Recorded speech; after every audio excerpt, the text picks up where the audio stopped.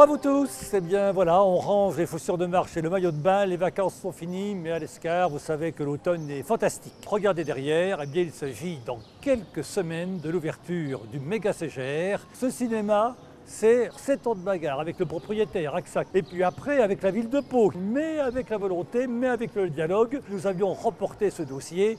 Bientôt, on vous dira tout. Bon visionnage du 20h de l'Escarien. Des festivités encore et toujours sur la commune de l'Escar avec la manifestation phare de la rentrée, les mystères de la cité. Le week-end suivant, les journées du patrimoine continueront à mettre en valeur la cité historique et sa cathédrale.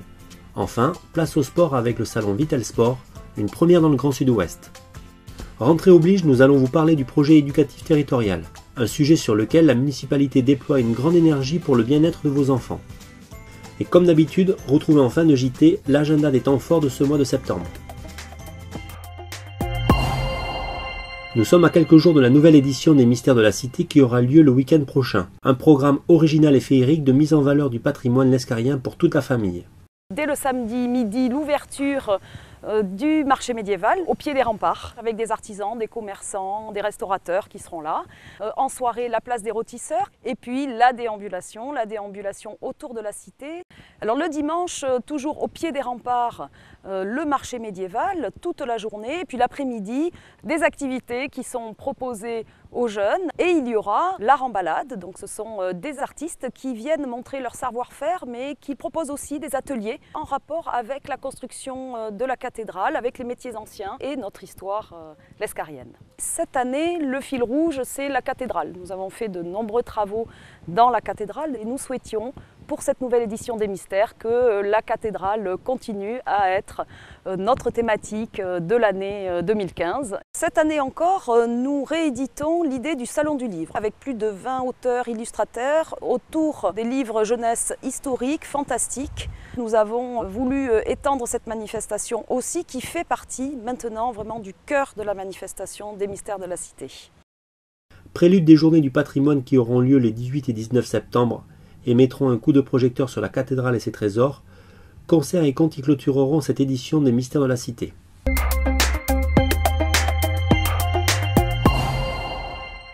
Côté sport, Decathlon organise les 19 et 20 septembre le salon Vital Sport, un village qui accueillera les différents clubs de la région, dont un tiers de l'Escar, pour faire découvrir aux petits et grands pas moins d'une cinquantaine d'activités sportives.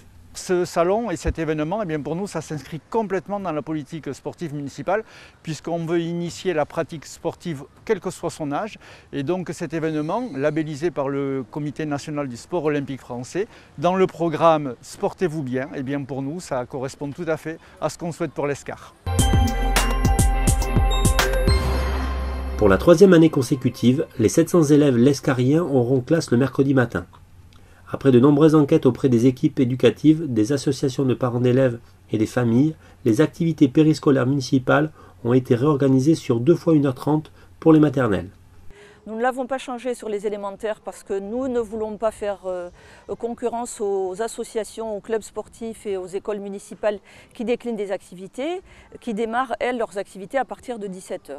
Donc les activités périscolaires municipales se font de 15h45 à 17h15 pour les maternelles et de 15h45 à 16h45 pour les élémentaires. Nous incitons l'ensemble des enfants à participer à ces activités qui continueront à être déployées à la fois par des intervenants extérieurs qui ont fait la joie des familles et également nous développons surtout pour les maternelles et pour les élémentaires également ces activités faites par les animateurs qui sont quand même un vis-à-vis le plus proche des enfants, qui vous connaissent, qui connaissent les enfants et qui peuvent les accompagner et justement fédérer tout un groupe et les accompagner dans ces activités-là. Je rappelle que ces activités périscolaires municipales appelées APM sont gratuites de façon à ce qu'elles soient accessibles à tous.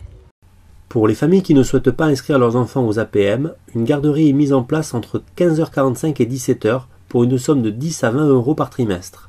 Rappelons que l'accueil de loisirs qui augmente ses tarifs de 3 € par an à 3 € par mois et par enfant sera fermé le mercredi matin. Côté cantine aussi, quelques nouveautés, pas en termes de tarifs qui ne changent pas, mais en termes de contenu de l'assiette. La communauté d'Aglo propose cette année une nouveauté, met en place un menu végétarien. Les familles ont eu à choisir lors des inscriptions et pour l'année le choix entre le menu standard et le menu végétarien qui est composé différemment de façon à ce qu'il n'y ait pas de viande, mais il y aura le poisson et les œufs.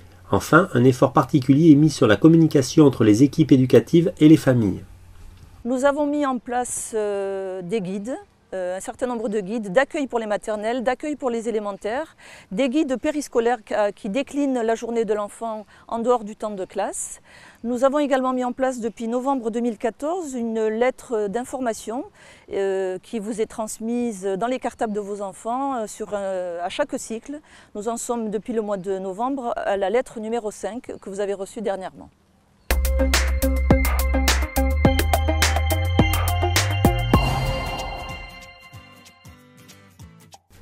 Les activités municipales reprennent. Cirque, danse, musique, sport, c'est reparti. Ne manquez pas non plus les marines d'ici et d'ailleurs, le Monde de Troyes, 2 expositions proposées à l'Office de tourisme et à l'Hôtel de Ville durant ce mois de septembre.